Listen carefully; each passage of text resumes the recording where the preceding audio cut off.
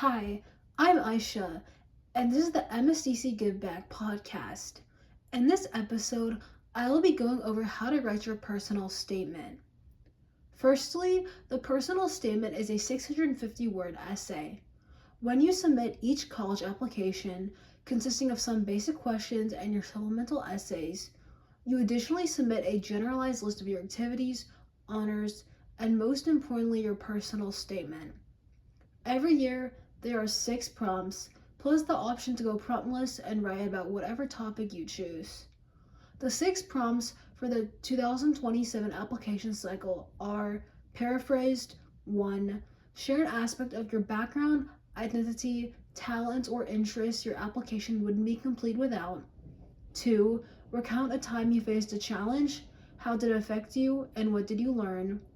3. Reflect on a time you challenged an idea. What prompted this, and what was the outcome?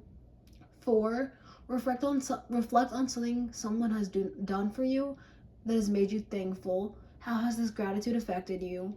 5. Discuss an event or realization that sparked a period of growth or understanding for yourself or others. And 6. Discuss a topic that captivates you.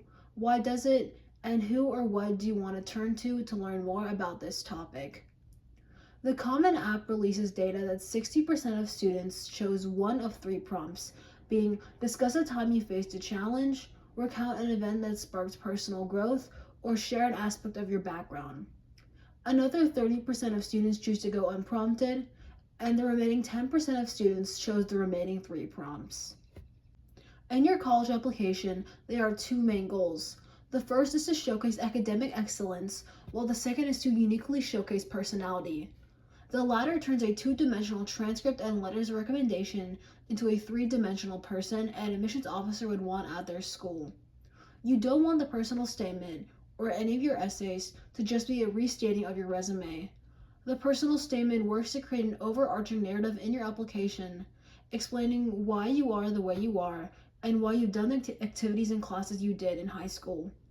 Your personal statement is truly unique, and while supplemental essays can be formula-like in nature, having to talk about this many classes or research labs and why major, or having to discuss a certain amount of clubs in the community essay, your approach to the personal statement is fully your own.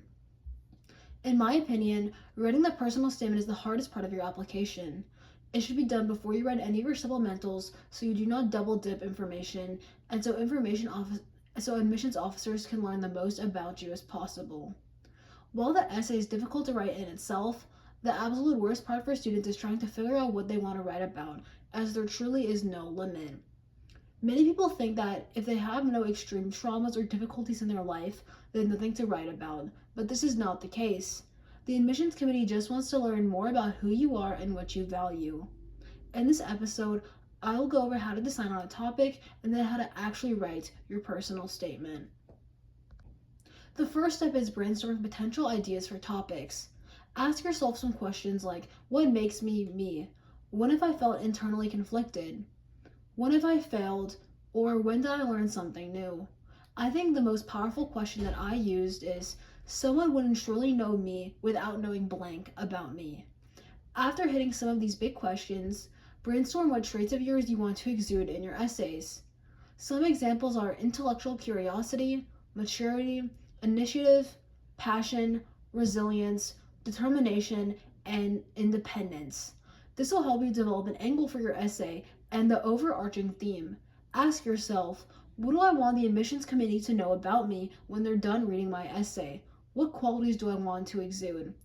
If hitting these main overarching questions didn't help, consider turning to external resources.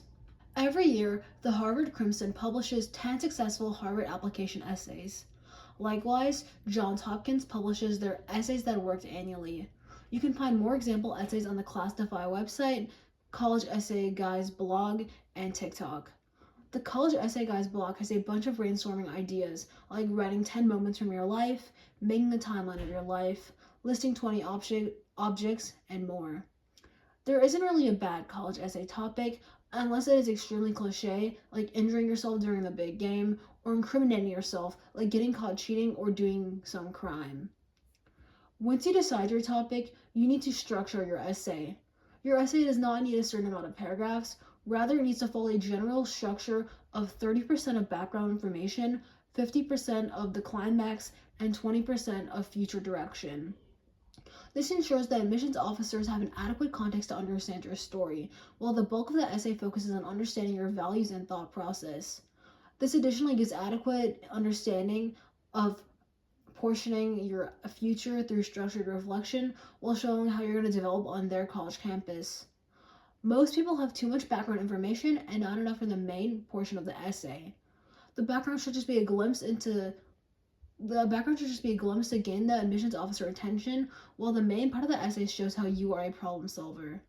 The background is honestly the most important part of the essay, given the committee reads tens of thousands of essays every season, so you cannot like risk losing their attention. The climax should be anchored around a specific moment and not a long series of moments. Go deep, not wide.